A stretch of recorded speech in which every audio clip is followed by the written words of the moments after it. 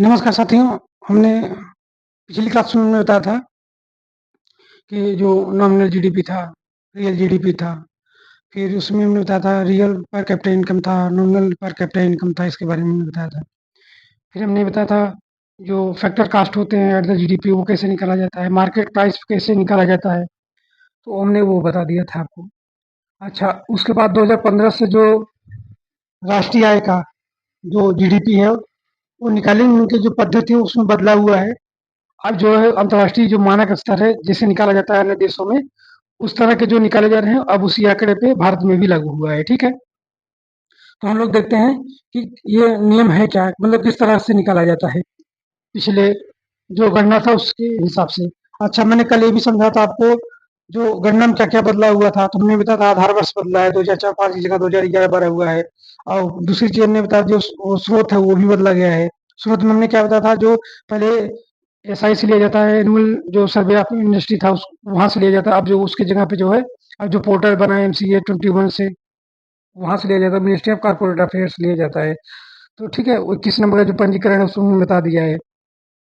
तो ये रहा आपके ये। और दूसरी जो फिर नए स्रोत में क्या लिया गया जो पहले नहीं लिया गया था, तो हमने बताया था वो विनियामक संस्थाएं हैं। विनियामक संस्थाएं मतलब रेगुलेट करने वाली जो संस्था है। तो रेगुलेट कौन कौन करते हैं? जो मुद्रा बाजार है आरबीआई करता है। वित्तीय बाजार जो वित्तीय बाजार है वो सेबी करता है। जो पीएफ मतलब जो पीएफ है उसको कंट्रोल कौन करता है? पीएफ आरडीए करता है। और जो हाँ, जो आरबीआई करता है, रिजर्व बैंक ऑफ इंडिया है, सेबी है, ये security exchange board of India है, नहीं वो सेबी जो मुद्रा बाजार करता है। सॉरी, जो पूंजी बाजार है, वो सेबी करता है, security exchange board of India करता है। आरबीआई जो है वो मौद्रिक बाजार को करता है, ठीक है। और जो पीएफ वाला है, जो पीएफ वाला नहीं रहता पेंशन वगैरह का, उसको पीएफ आरडीए करता है, pension fund regulating development authority ये करता है। और रेडा जो बीमा वगैरह क्षेत्र है उसको रेगुलेट करता है। उसके नियम कायदा क्या होना चाहिए, यही उस जो एडा है यही निर्धारित करता है, ठीक है। कितना वर्ष होना चाहिए, कितना मिलना चाहिए, ये सब यही निर्धारित करता है। इसको बोलते हैं एडा। तो इंश्योरेंस रेगुलेटरी डेवलपमेंट अथॉरिटी, ठीक है। तो ये 4 क्षेत्र ये हो गया वित्तीय क्षेत्र, ये उसका इसको बोलते हैं वित्तीय क्षेत्र, ठीक है। ये उसको बोलते हैं विनियामक संस्थाएं, ये है।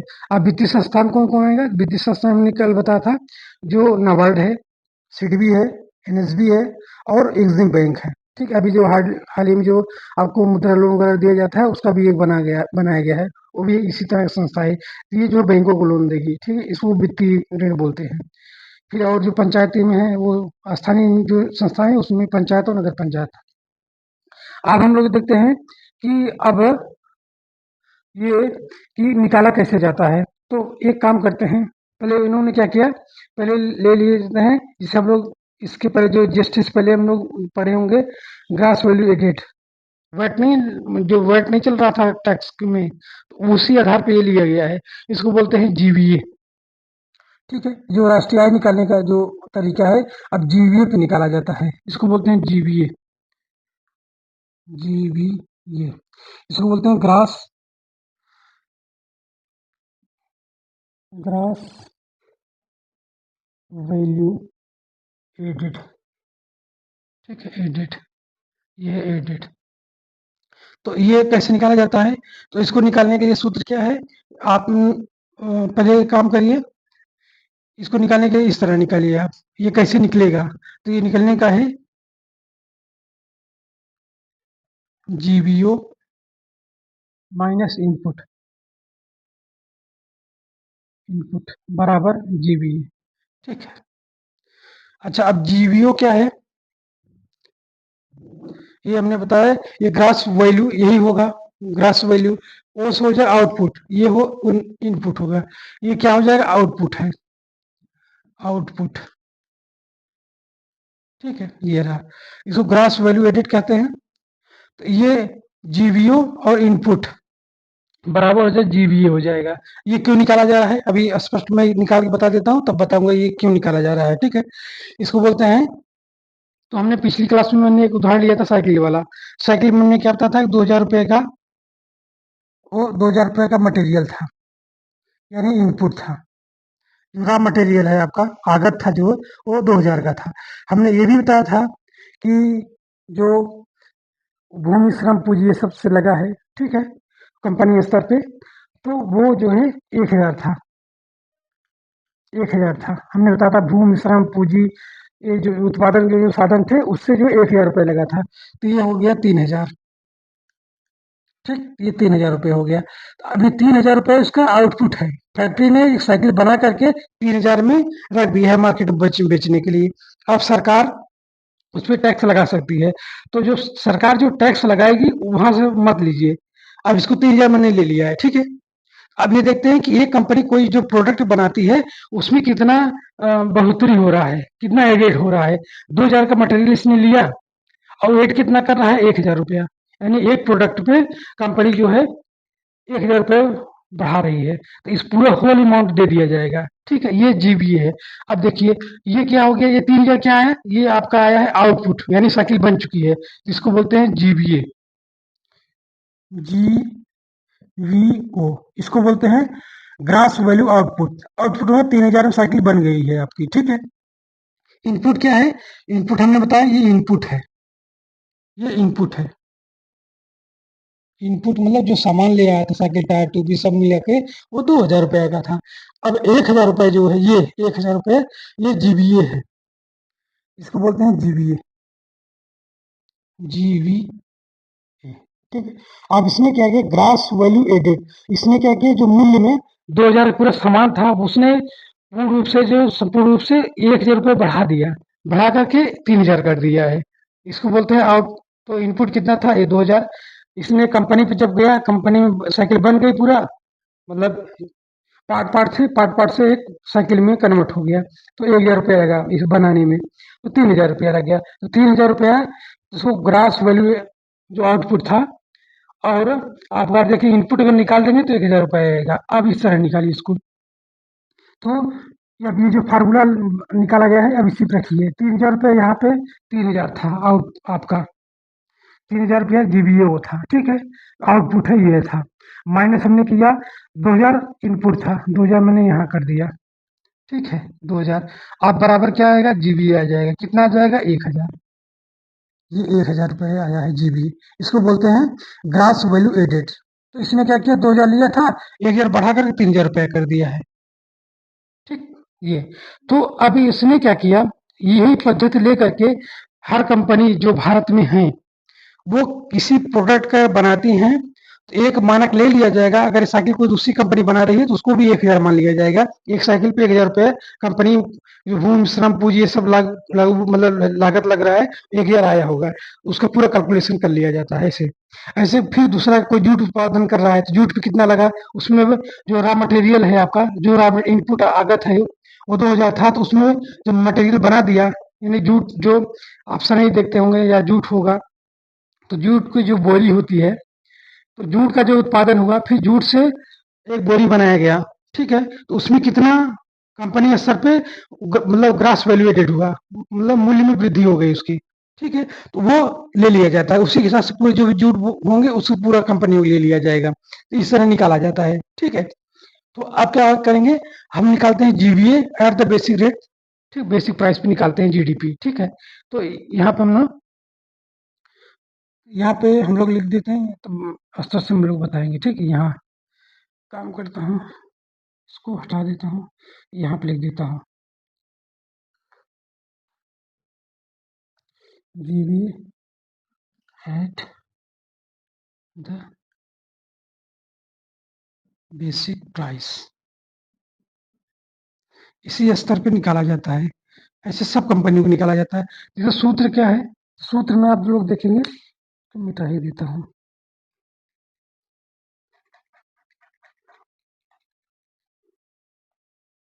ठीक है? जीबी यानी ग्रास वैल्यू जो 1000 रुपये बढ़ रहा है उसी को लिया गया है यहाँ पे, ये ध्यान रखिएगा, एट द बेसिक प्राइस, ठीक है? तो इसमें इसका सूत्र क्या होता है, तो ये ध्यान रखिए जो 1000 ये जीबी 1000 जो आया है, तो इस 1000 में क्या क्या शामिल है, ये बढ़ा कैसे, इसको ये तो होल अमाउंट रख दिया गया है, पूरा 1000 रुपया आया था, बस बात खत्म। अब क्या होगा, डिटेल में बताना पड़ेगा कि 1000 लगा कैसे, ठीक है? ये इसमें बताया जाएगा। जो जीबीए है एट द बेसिक प्राइस है, जो जो ये लग रहा बढ़ रहा है, तो उसमें कौन-कौन से कैसे बढ़ गया 1000 1000 कैसे अमाउंट आया? तो इसमें यही आएगा। तो पहले आएगा सीई आएगा, कंपोज़िशन ऑफ एम्प्लॉयी, ठीक है? ये सीई, ठीक है? प्लस ओएस, ऑपरेशनल सरप्लस, फिर उसके बाद में एमआई, फिर प्लस सीएफसी, ठीक है? यहाँ पे तो ये आपका सूत्र है, मतलब इस प्रकार इसका जीवीए निकालने का at the basic price. CE मतलब हो गया ये कंपोजिशन ऑफ एम्प्लॉय, मतलब कुल मिला के, और ये जो है ऑपरेशन मतलब सरप्लस है, ठीक है? ये एमआई मतलब मिश्रित आय जो है वही है। तो इसमें कुछ नहीं है, मतलब ये तो भ्रम, जिसे आप बोलते हैं ना कि चीन है, तो चीन को चाइना कहा गया है, रूस है तो मतलब रसिया बोला गया है वही चीज है। जो हमने बताया था, जो क्या हो सकता है, ये क्या होगा, ये जीवी एट द बेसिक प्राइस क्या हो सकता है? तो हमने ये बताया था सीधे सीधे जो उत्पादन साधन है वही लगे हुए हैं पूरा, ठीक है? तो यहाँ पे भूमि है, श्रम है, ये पूंजी है, उद्यमी है, तो यही तो लगे होंगे, और क्या लगा होगा? यही लगे हैं। इशू क्या किया है कि अब जो श्रम है, इसको इस श्रम का जो मजदूरी है इसको सी बोल दिया है, और जो बाकी जो ये भूमि है, पूंजी है, उद्यमी है, इसको ओएस बोल दिया है, और जो अगर सिंगल जो कमाने वाले हैं, जो उद्योगपति है, उसको एमआई बोल दिया है। जब मतलब एक कंपनी का जो एक मालिक होगा तो इसको एमआई कहते हैं, जब कंपनी में मालिक अलग अलग रहेंगे तो ओएस बोलेंगे, ऑपरेशन सरप्लस कहेंगे, ठीक है? तो ये ध्यान रखिएगा, बड़ी कंपनी पे लागू है, छोटी जो कंपनी है तो इस पे लागू रहेगा, कुछ नहीं यही है। GB at the basic price मतलब सीई मतलब जो कंपोजिशन ऑफ एम्प्लॉय मतलब होता है वो श्रमिक होता है, वही चीज है, कोई उसमें अंतर नहीं है, ठीक वही चीज। अभी ये चीज तो रहेगा और कौन रहेगा, ठीक है? इसको बोलते हैं कंपोजिशन ऑफ एम्प्लॉय, यानी कि ये श्रम, यानी मजदूरी दिया गया है उसका, ठीक है? मजदूरी दिया जाएगा 1000 में। और क्या है? ऑपरेशन सरप्लस, ऑपरेशन मतलब भूमि का किराया दिया जाएगा, पूंजी का ब्याज दिया जाएगा, उद्यमी है, जोखिम जो आएगा, मतलब जो स्टाफ उसका होगा उसका दे करके जो ऑफिस का खर्चा आया होगा उसको निकालेंगे, तो ये पूरा मिला करके उसको बोलते हैं ऑपरेशन सरप्लस। ऑपरेशन सरप्लस में क्या क्या आएगा? उद्यमी आ जाएगा, पूंजी आ जाएगा, भूमि आ जाएगा, तीन चीज इसमें आ जाएंगे, ठीक है? सी में क्या आ जाएगा? बस श्रमिक, एम्प्लॉय क्या आ जाएगा, ठीक है? ये हो जाएगा composition of employ, operation surplus, ठीक? और एमआई क्या है? या तो यही रहेगा या तो यही रहेगा, ध्यान रखिएगा। एंड एमआई मतलब हो गया जो इसे दुकानदार है, कपड़ा बेचने वाला, किराना वाला है, तो वो खुद ही मालिक होता है, खुद ही मतलब वो सामान को देता है, खुद ही मालिक है, खुद ही फाइनेंसर है, खुद ही भूमि उसी का है, तो ये सब कुछ उसी का है, उसको बोलते हैं प्रोपराइटर बोलते हैं ना उसको। तो वो सिंगल प्रोपराइटर है, उसको मतलब एक खुद का मालिक है, खुद ही मालिक है, वो जो करता धरता है वो खुद ही मालिक है, ऐसे समझिए। तो ये हो गया।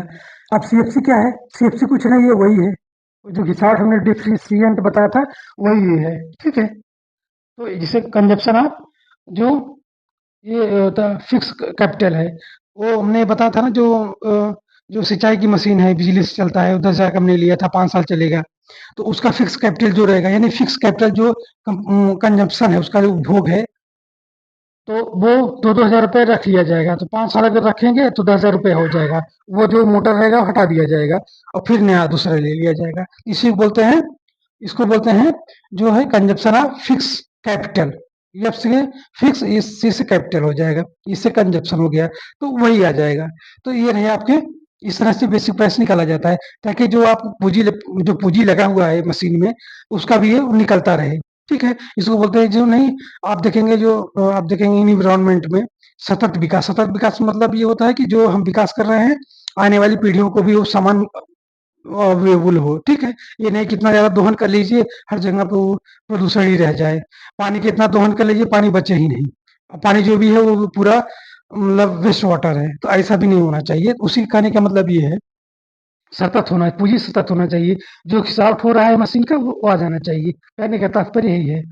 तो GB at the basis price, CE ये consumption of employ, operation surplus, फिर ये एमआई आ जाएगा, फिर सीएफसी आ जाएगा, ठीक है? ये रहा। अच्छा, दूसरी बात क्या है? अब इसमें ध्यान रखिएगा, ये तो हमने बता दिया है, ये फैक्टर कास्ट में है, फैक्टर कास्ट हमने बताया था, ये भी फैक्टर कास्ट है, ये 3000 फैक्टर कास्ट में ही है। ये मार्केट प्राइस नहीं है, मगर अभी करंट में क्या है, करंट में मार्केट प्राइस लिया जा रहा है, ठीक है? जो फैक्टर कास्ट था पहले था, 2015 के बाद अब मार्केट प्राइस लिया जा रहा है। तो जो फैक्टर कास्ट है, ये तो फैक्टर कास्ट ही पे है, ₹1000 है, ठीक है? आप क्या करेंगे, 18% इसमें जीएसटी लगा दीजिए, यानी टैक्स लगा दीजिए, तब ये मार्केट प्राइस बन जाएगा। तो अब ध्यान रखिएगा, ये 2 शब्द है, तो इसमें क्या आ जाएगा, एक हो जाएगा प्रोडक्शन, ये यहाँ पे आ जाएगा प्लस, यहाँ प्लस कर लीजिएगा, ये उधर चला जाएगा, तो प्लस वहीं मान लीजिएगा, तो ये प्रोडक्शन, प्रोडक्शन, प्रोडक्शन टैक्स या आठवां, इसी में लिख लीजिएगा, आठवां प्रोडक्शन टैक्स लगा रहेगा, या तो फिर लगा रहेगा product, product, product tax, tax, ठीक है?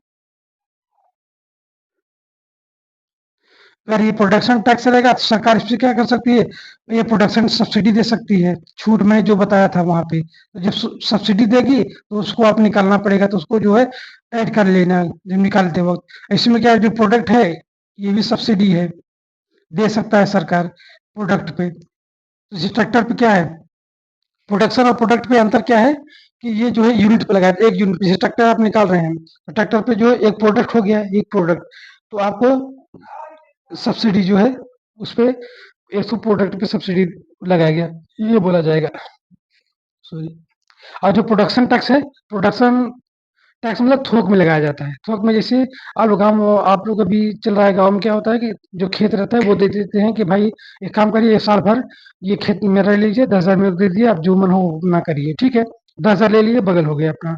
अब वो दो तूर जो है गेहूं चावल का जो भी हो, उड़द हो, वो अपना वो लगाए, उसको बोलते हैं, उसमें अब क्या है, पूरा खेत जो 1 बीघा है, मान लीजिए 10,000 लिया, 20 बिस्वा का 1 बीघा होता है, तो उसने 10,000 ले लिया, दे दिया। अब चाहे 2 कुंटल हो, चाहे 4 कुंटल हो, चाहे 15 कुंटल हो, वो जाने, उसका काम जाने, ठीक है? तो वो अब यूनिट उसमें नहीं है कि 1 कुंटल अगर होगा तो आप 2,000 दीजिएगा, 4 कुंटल होगा तो 8,000 दीजिएगा, ऐसा तो सिस्टम उसमें है नहीं, उसमें दे दिया। उसको बोलते हैं कुतवा, हम लोग बोलते हैं उसको गाँव में, ऐसे ही दे दिया गया है। आप जनरली भाई ये लीजिए, कहते हैं ना कि ये ठेका पे दे दीजिए। अभी मजदूर बोलेंगे ना कि आप एक काम करिए, घर को ठेका पे दे दीजिए। ठेका मतलब उसमें वो बोल दिया जाएगा, 1,00,000 रुपए हम लेंगे, आपका घर बना देंगे। 1 दिन का मजदूरी देने की जरूरत नहीं है, 1 दिन मजदूरी दे देंगे तो वो प्रोडक्ट में हो जाएगा।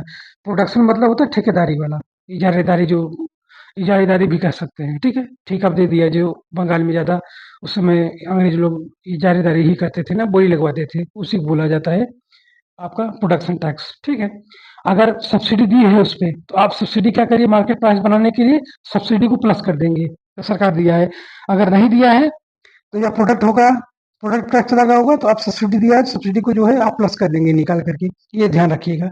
तो ये रहा GVA, at the basis price, CEOS, MICF और प्रोडक्शन टैक्स, आठवां प्रोडक्ट। अगर इसमें या तो देखिए प्रोडक्शन टैक्स होगा या तो प्रोडक्ट टैक्स होगा, एक ही होगा।